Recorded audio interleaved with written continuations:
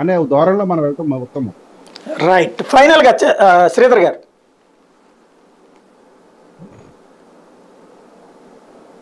సోదరుడిది mute లో ఉంది. శ్రీధర్ గారు మీది ఆడియో మ్యూట్ లో చూడండి, కంక్లూడ్ చేయండి. సాయి గారు, శాంతి ప్రసాద్ గారు చెప్పినట్టు 100% కరెక్ట్ అండి. ఓట్ల శాతానికి సీట్లకి తేడా ఉంటుంది, 100% ఉంటుంది. ఎందుకోసం అంటే కొన్ని చోట్ల మెజారిటీలు హైయెస్ట్ మెజారిటీలు వస్తాయి, కొన్ని చోట్ల లీస్ట్ మెజారిటీలు వస్తాయి. 2018లో కాంగ్రెస్ కంటే కూడా మధ్యప్రదేశ్లో బీజేపీకి ఎక్కువ ఓట్లు పర్సంటేజ్ వచ్చింది, 0.8% సీట్లు వాళ్ళకి వచ్చినాయి.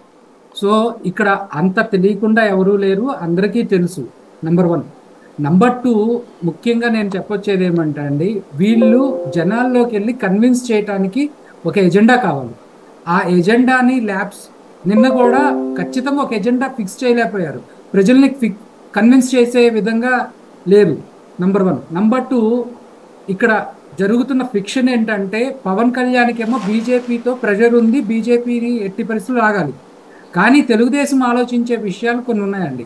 ఒకటేంటంటే ఓట్ ట్రాన్స్ఫర్, బీజేపీ నుంచి టీడీపీకి, టీడీపీ నుంచి ఇట్లా ముగ్గురికి ఒకరికొకరికి ఓట్ ట్రాన్స్ఫర్ అవుతుందా లేదా అనేది. ఎందుకంటే లాస్ట్ 10 years నుంచి ఈ ఫిక్షన్ చాలా ఎక్కువగా ఉంది. నెంబర్ 1.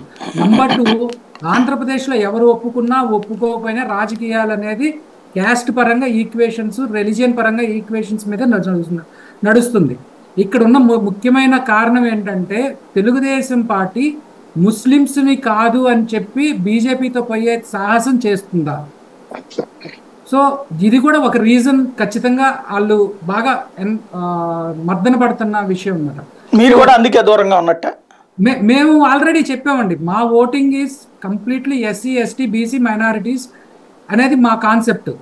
సో తర్వాత అదే కాన్సెప్ట్తో మేము వెళ్తున్నాం. అదే చెప్తున్నారు, పేద బలహీన వర్గాలు, ఎస్సీ, ఎస్టీ, బీసీ, మైనారిటీలే మా ఓటర్లు, అదే మేము చెప్తున్నాం. సో దాన్ని తీసుకొచ్చి కాపుల గురించి ఎక్కువగా మాట్లాడతారు మీరు, మంత్రులంతా కాపుల గురించి ఎక్కువగా చర్చిస్తారు. ఆ విషయంలో పవన్ కళ్యాణ్ ప్రశ్నిస్తారంటే కాపుల మీద మొసలు కన్నీరు అన్నమాట మీదంతా. Correct sir. కాపుల్ని ఉప ముఖ్యమంత్రిని చేసి కాపులకి నలుగురిని మంత్రులను చేసింది ఈ ప్రభుత్వం. కాపుల్ని నలుగురిని మంత్రులను చేసింది ఈ ప్రభుత్వం. మీరు ఆ విషయం మర్చిపోతున్నారు. ఓకే, ఇవాళ రోజున నేను ఇంకోటి కూడా చెప్పగలనండి, తెలుగుదేశం ప్లస్ జనసేన